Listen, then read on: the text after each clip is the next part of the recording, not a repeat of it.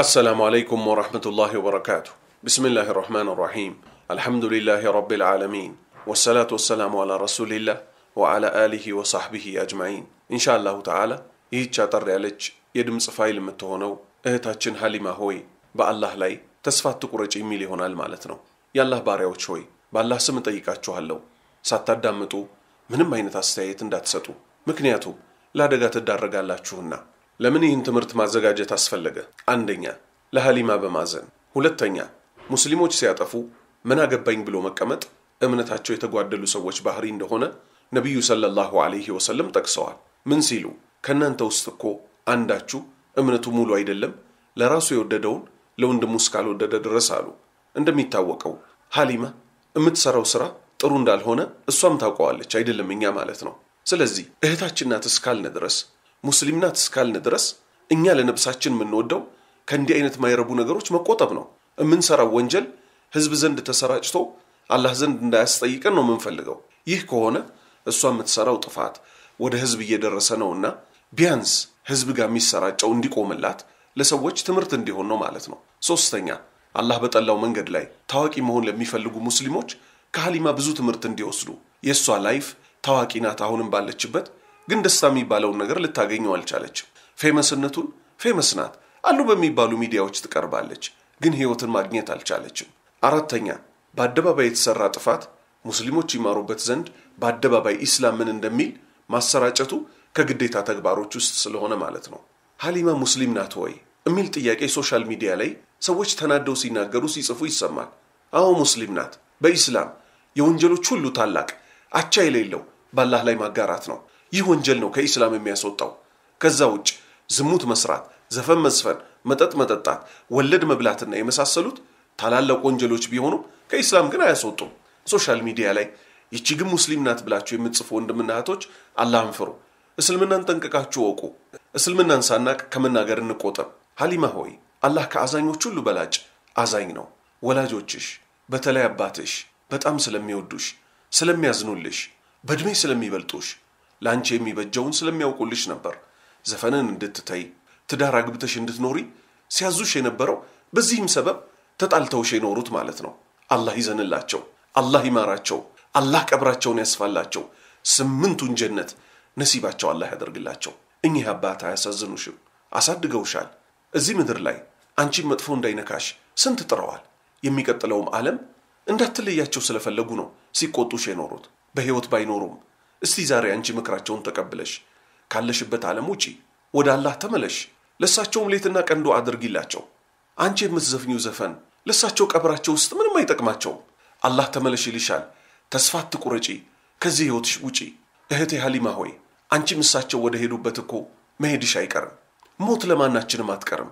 ከሞት በኋላ ግን መልካም ሰሪዎች መልካም ሲያገኙ አጥፊዎች ይቀጣሉ።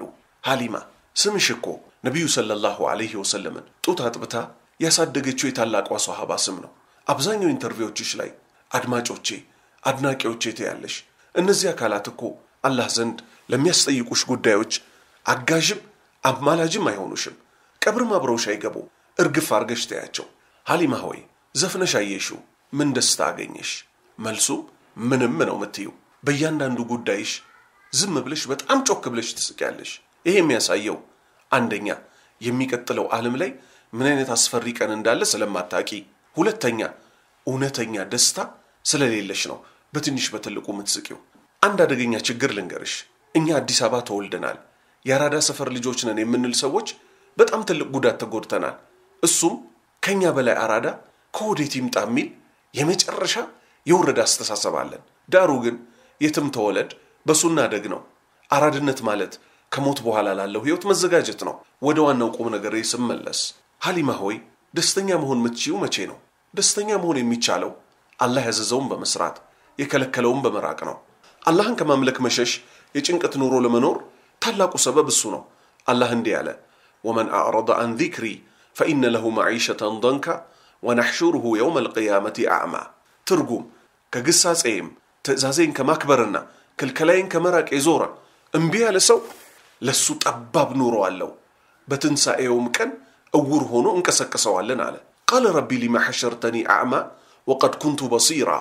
እሱም ይላል በተራው ጌታዬ ሆይ ለምን እውር አድርገህ ቀሰቀስከኝ በርግጥ የማይሆኝ የነበርኩ እዚህ ምድር ላይ አለ قال كذلك أتتك آياتنا فنسيتها وكذلك اليوم تنسى ነገሩ እኮ እንደዚሁ ነው ተአምራቶቻችን መጣችልህ ተውካትም እንደዚሁ ዛሬ ትተዋለህ ይለዋል ስለዚህ እቴ ሆይ አንቺ ያለሽበትን ህይወት አንቺ ታውቂዋለሽ እኛም እናውቀዋለን ከዚህ ህይወት ውጪ መልካም ህይወት እንዴት እንደሚገኝ ደግሞ ራሱ ምን አለ من عمل صالحا من ذكر أو أنثى وهو مؤمن فلنحيينه حياة طيبة ترجم كوندم وينم كسيت እርሱ አማኝ ሆኖ መልካም ይሰራ መልካም ኑሮን በርግጥ እናኖረዋለን አለ ሐሊማ ሆይ በቅርቡ ሙስሊም ወንድምና እህቶችን ያስቆጣ ኢንተርቪው ሰጥተሽ ነበር ወንድምና እህቶች ሚለውን አስመሪበት እኛም ወንድምና እህቶችሽ ነን አንቺም ደግሞ እህታችን ነሽ እህታችን እስኮንሽ ድረስ ያንቺ ጉዳይ ያገባንም ገደል ግቢ አንልሽም አይደለም ጀሃነም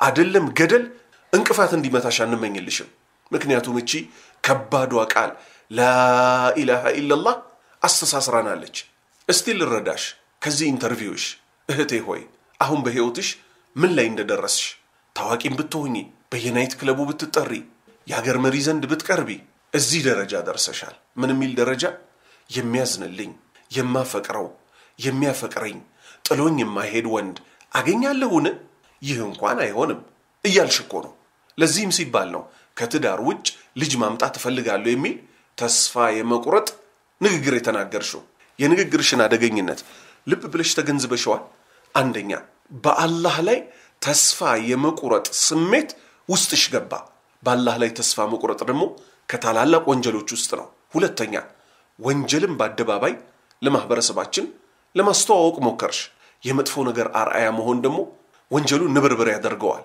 ሶስተኛ በአደባባይ ህይወትሽ አደጋ አጣብቂኝ ውስጥ እንዳለ ተናገርሽ አራተኛ ከትዳር ውጭ የተወለደ ልጅ ምን አደገኛ ኮንሲኩዌንስ ይዞ እንደሚመጣ ላስረዳሽ እስቲ እህቴ አባቴ ማን ነው ብሎ ይጠይቅሻል ለምን አብሮኛ አይኖርም ብሎ ይጠይቅሻል ሌላም ጨርቅሽን አስጥሎ የሚያሳብዱ ጥያቄዎች ያነሳብሻል በዛ ሰዓት ምን ይሆናል ያንቺ መልስ ስለዚህ እህቴ ሆይ እኛ ወንድምና እህቶችሽ ከአላህ በታች አንቺን ለማዳን እንደ ሰበብ ዱዓም ምክርም ይጠበቅብናል እህቴ ሐሊማ ሆይ አንቺ በፍጹም በአላህ ላይ ተስፋ ልትቆርጪ አይገባሽ አላህ ምን እንዳለ ልንገርሽ የፍጡራኑን ታዩ እኛ ፍጡራኖች ስንናደድ ከኛ ማይገቡ ነገሮች ሁሉ እናገራለን ያ ግን ቻይ ሆኖ አዛኝ ሆኖ ቀጪ ሆኖ ጌታ ምን ይላል ቁል ያ ኢባዲ الذين اسرفوا على انفسهم لا تقنطوا من رحمه الله ان الله يغفر الذنوب جميعا انه هو الغفور الرحيم በላቸው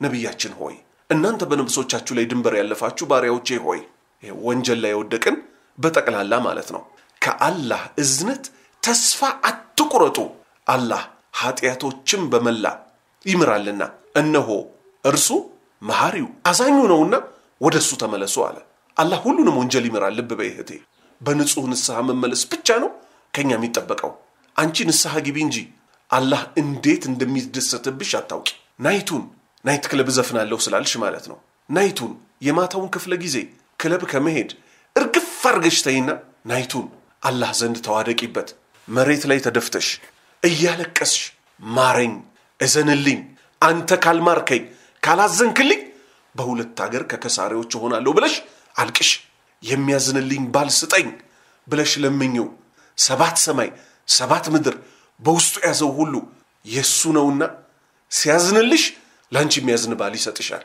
ያዝንልኛል ማለትሽ ብቻ ይበቃሻል ከዛ በኋላ የሱን እዝነት በተግባር ታየዋለሽ አላህ ወደሱ ተመላሾችን እሱን የሚለምኑትን በጣም ወዳጅ እንደሆነ ልትዘነጋ ይገባሽም ለኛ ለምስኪኑ አባትሽ በመከራም በደስታም ጊዜ አዝነው ላሳደጉሽ ህፃን ልጅ ሆነሽ እንዳይበርዳት ብለው ከራሳቸው ልብስ ላይ ትተው ላንቺ ገዝተው ላሳደጉሽ አላህ እንዲያዝንላቸው እንዲምራቸው ቀብራቸው እንዲያሰፋላቸው ጀነት እንዲያስገባቸው ከእሳት እንዲጠብቃቸው ለይተቀንዶ አልታደርግ ይገባሻል ሙስሊሞች ሆይ ሐሊማና የሷን መጥፎ አራያ መከተል የሚፈልጉትን በመምከር ለነሱም ዱዓ በማድረግ ነፍሳቸውን እናድነው አላህ እህታችን ሐሊማንም ሆነ ሌሎችን ከገቡበት ጨለማ ያውጣቸው እኛንም ጽናት ይስጠን ዝርያዎቻችንንም ይባርክልን እህቴ ሆይ በአላህ ላይ ተስፋ አትቁረጪ አላህ ይምራል አላህ ያዝናል መልካም ባል ይሰጣል አዛኝ ባል ይሰጣል አብረሽ ምታረጁ መልካም ልጆች ይሰጣል